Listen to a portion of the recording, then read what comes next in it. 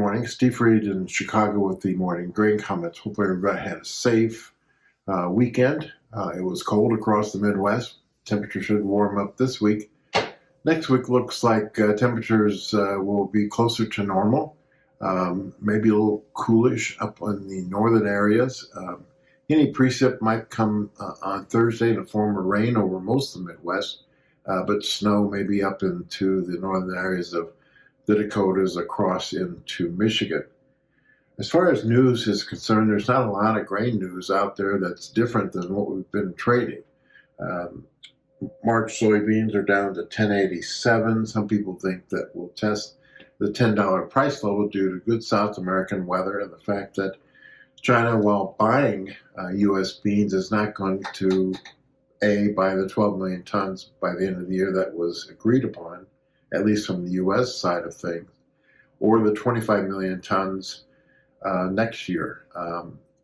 Brazil has probably a record crop given the weather conditions, and anything that Sino Grain buys for the reserve is a loss of $1 per bushel. So we'll see if they are mandated to buy U.S. beans and just how much. But most people are looking at a carryout here in the U.S. closer to 400 million bushels than the 290 USDA is posting. This due to lower exports.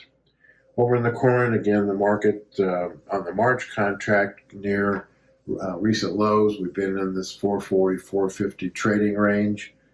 Again, most people look for a carryout of around 2.3 billion versus USDA's 2029. This due to lower domestic usage, especially on the feed and residual side. And then in the wheat market, again, making new lows, 525 in the nearby Chicago March. It's interesting in that for next year, we're looking for lower wheat acres, maybe a lower the yield, and the carryout might be closer to 840 than the USDA's 902 for this expiring crop year. So